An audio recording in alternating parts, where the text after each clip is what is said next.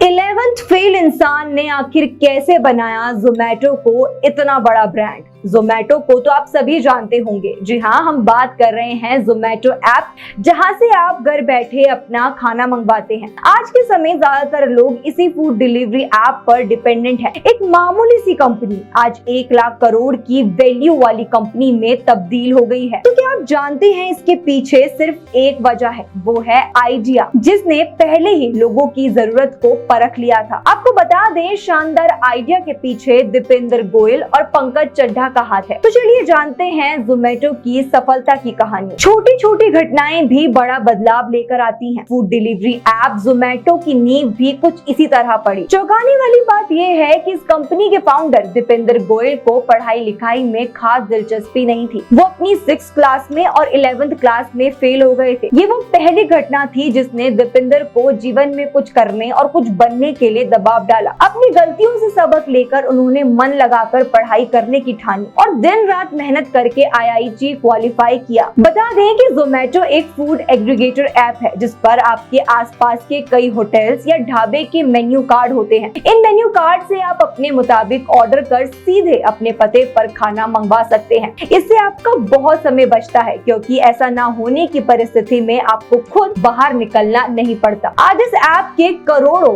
Active users हैं। जोमेटो को शुरू करने का सबसे पहले आइडिया दीपेंद्र गोयल और पंकज चड्ढा को साल 2008 में आया था। उस वक्त उन्होंने एक रेस्टोरेंट और फूड लिस्टिंग वेबसाइट के रूप में कंपनी की शुरुआत की थी, जिसे फूडीबे कहा जाता था। IIT दिल्ली के रहने वाले दोनों संस्थापक की मुलाकात तब हुई जब वो बैंक कंसल्टिंग नामक एक फर्म में काम कर रहे थे। जोमेटो के फाउंडर दीपेंद्र गोयल अपनी शुरुआती दिनों में पढ़ाई लिखाई में अच्छे नहीं थे। यही कारण है कि वो अपनी 6th और 11वीं क्लास में 2 बार फेल भी हो चुके थे। हालांकि बाद में उन्होंने गंभीरता से पढ़ाई की और वो पहली बार में ही IIT एग्जाम को क्रैक कर IIT दिल्ली से अपना इंजीनियरिंग पूरा किया। यहाँ से पढ़ाई पूरी होने के बाद दीपेंद्र गोयल ने साल 2006 में management consulting company Ben and company में नौकरी की। नौकरी के दौरान उन्होंने अपने सहकर्मियों को लंच के दौरान कैफेटेरिया के मेन्यू कार्ड के लिए लंबी लाइनों में लगते देखा। इससे उनके मन में एक ख्याल आया और उन्होंने मेन्यू कार्ड स्कैन कर साइट पर डाल दिया। यही वो टर्निंग पॉइंट था जो जोमेटो को मार्केट में लेकर आया। वेबसाइट पर ऑनलाइन मेन्यू कार्ड की पहल को पसंद किया गया। यहीं से उन्हें ऐसी वेबसाइट लॉन्च करने का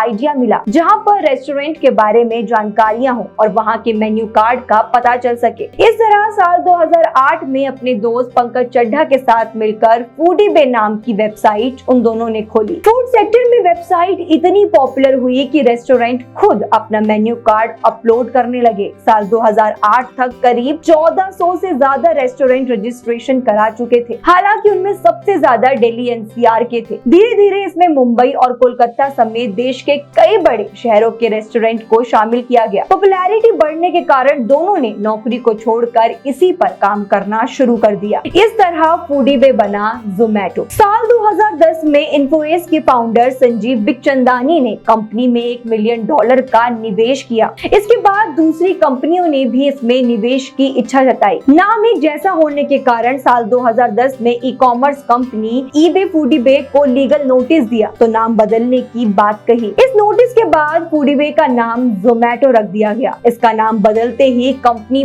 पूरी तरह से बदल गई। भारत में सफलता का इतिहास रच दिया। ये एक फूड एग्रीगेटर कंपनी बन गई, यानी ऐसी कंपनी जिसका अपना कुछ नहीं है और रेस्टोरेंट से फूड लेकर लोगों को डिलीवरी करने का काम करती है। अब भारत में सफलता मिलने के बाद फाउंडर दीपेंद्र गोयल ने इसे दूसरे देशों तक ले जाने की योजना बनाई। 2012 में कंपनी टर्की और ब्राजील पहुंची। पिछले 10 सालों में ये कंपनी 24 देशों में अपना विस्तार कर चुकी है। इनमें New Zealand, Philippines, UAE, Australia, Sri Lanka, कतार और इंडोनेशिया शामिल है। जोमेटो ने न सिर्फ कंपनी का विस्तार किया बल्कि कई देशी विदेशी कंपनियों को भी खरीदा। इनमें उबर राइड्स और ग्रोसरी वेंचर ब्लिंकिट, फिटसो शामिल है। एक कमरे से शुरू हुई दीपेंद्र गोयल की कंपनी की कीमत आज 1000 करोड़ से ज्यादा की है। तो ये थी जोमेटो की सक्सेस की कहानी। उम्मीद करते हैं आपको ये वीडियो अच्छी लगी होगी। अगर आपको ये वीडियो अच्छी लगी हो तो वीडियो को लाइक करें, चैनल को सब्सक्राइब करें। धन्यवाद।